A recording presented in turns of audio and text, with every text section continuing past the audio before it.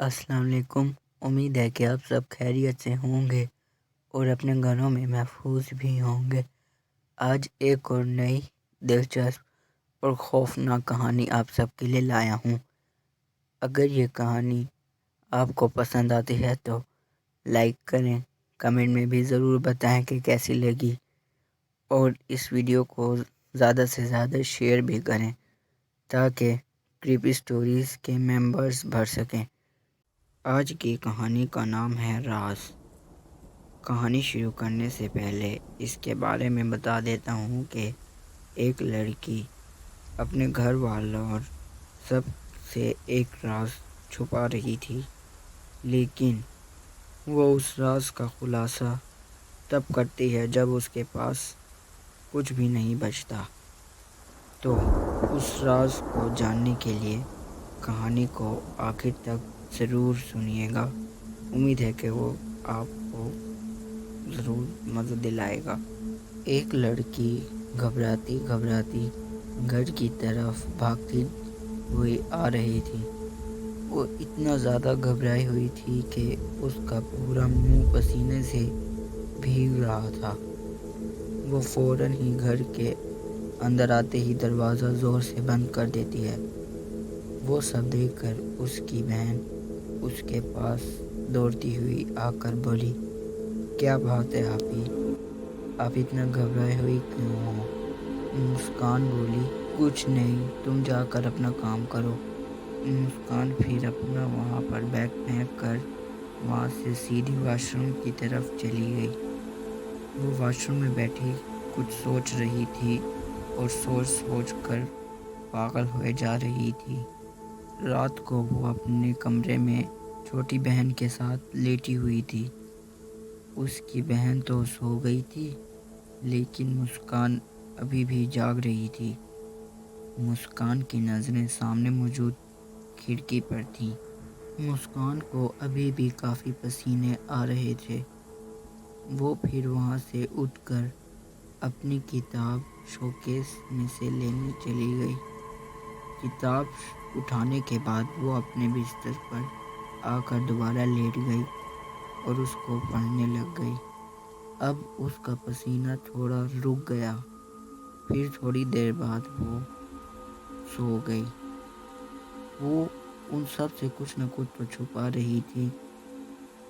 اگلے دن گھر میں موجود تمام بندے سوائے مسکان کے گھر سے باہر اپنے اپنے کاموں پر چلے گئے تھے۔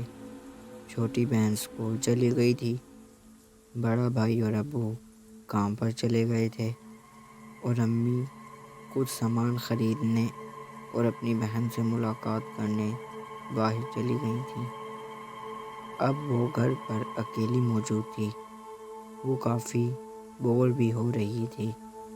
وہ پھر اپنی کل والی کتاب کو واپس پڑھنے لگ گئی تھی۔ اچانک سے تیز ہوائیں چلنا شروع ہو گئیں۔ ہوا کے چلنے کی وجہ سے برآمدے میں موجود پردہ بھی اپنے آپ اڑنے لگا۔ مسکان بولی، اتنی تیز ہوائیں چل رہی ہیں، شاید کہیں بارش نہ آ جائے۔ پھر تھوڑی دیر بعد بارش بھی ہونے لگی۔ مسکان جلدی سے اٹھ کر صحن میں موجود چیزوں کو اندر لانے لگی۔ تھوڑی دیر بعد جب وہ تمام چیزیں اندر لا کر رکھنے لگی تو برآمدے میں ہی بیٹھ گئی۔ اس نے دیکھا کہ گیلے قدموں کے نشان کمرے کی طرف جا رہے ہیں۔ وہ اس بات سے کافی چونک گئی کہ یہ نشان کس کے ہو سکتے ہیں۔ گھر میں تو اس کے علاوہ کوئی بھی موجود نہیں، تو پھر یہ پاؤں کے نشان وہاں پر کیسے آئے؟ وہ پھر وہاں سے اٹھ کر انہی قدموں کے نشانوں کے پیچھے کمرے تک چلی گئی۔ وہ جب کمرے میں آئی تو کمرے میں کوئی بھی موجود نہ تھا۔ وہ بولی، یہاں پر تو کوئی بھی نہیں ہے۔ وہ پھر کمرے میں موجود الماری کھول کر دیکھنے لگی۔ الماری میں سوائے کپڑوں کے کچھ نہ تھا۔ پھر وہ پردوں کے پیچھے دیکھنے لگی۔ اب دوبارہ اس کی گھبراہٹ بڑھتی جا رہی تھی۔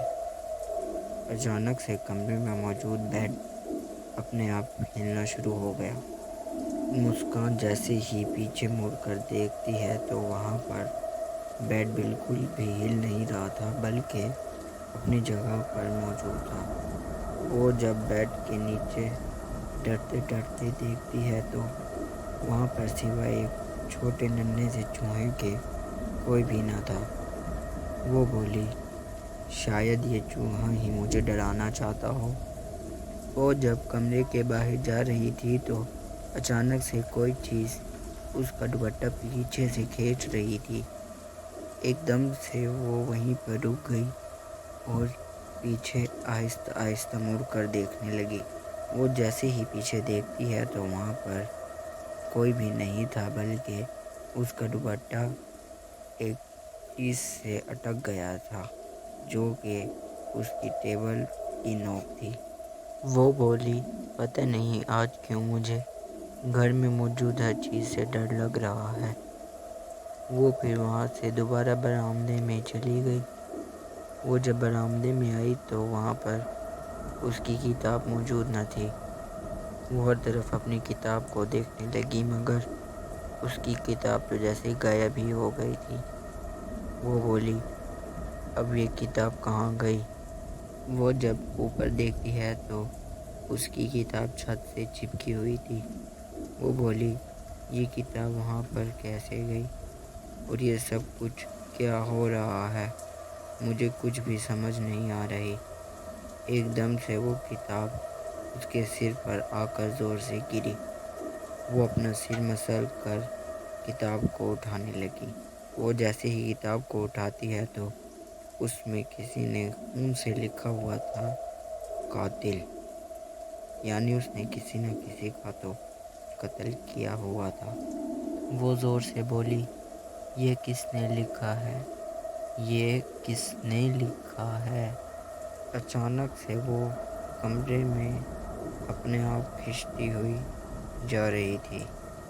وہ پھر جیسے ہی کمرے میں آتی ہے تو اچانک سے کمرے کا دروازہ اپنے آپ ہی بند ہو جاتا ہے۔ وہ بولی، کون ہو تم اور مجھے کیوں تنگ کر رہے ہو؟ اچانک سے اس کی آواز آتی ہے کہ کل تم نے میرے ساتھ کیا کیا تھا، یاد کرو۔ مسکان بولی، آواز تو سنی سنی لگ رہی ہے۔ وہ پھر کل کے بارے میں یاد کرنے لگ جاتی ہے۔ دھکا مارنے کی وجہ سے بائک نیچے گر گئی تھی اور پھر دونوں لڑکے بھی زخمی ہو گئے تھے۔ اچانک سے ایک بڑا سا ٹرک تیزی سے ان کے اوپر ٹرک چڑھاتا ہوا چلا گیا۔ جب تک لڑکی نے پیچھے مڑ کر دیکھا تو تب تک وہ دونوں مر چکے تھے۔ وہ پھر اس بات سے گھبراتی ہوئی وہاں سے بھاگ گئی۔ جب وہ اپنے اصل ہوش و آواز میں آئی تو وہ بولی، تو یہ سب ہوا تھا میرے ساتھ۔ اچانک سے اس کو عجیب و غریب آوازیں آنا شروع ہو جاتی ہیں جبکہ اس کے کانوں سے خون بھی آنے لگ جاتا ہے۔ وہ کانوں پر ہاتھ بھی رکھ لیتی ہے لیکن آوازیں بند نہیں ہوتی۔ اچانک سے دروازے کی گھنٹی بجتی ہے اور وہ اپنے کانوں پر سے ہاتھ ہٹا دیتی ہے۔ اب وہ آوازیں نہیں آ رہی تھیں۔ وہ وہاں سے اٹھ کر جا کر دروازہ کھولتی ہے تو وہاں پر اس کی امی کھڑی ہوئی تھیں۔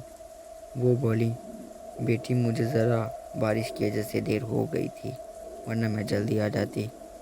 وہ لڑکی یعنی مسکان امی کو گلے لگا لیتی ہے۔ تو یہ تھی آج کی کہانی۔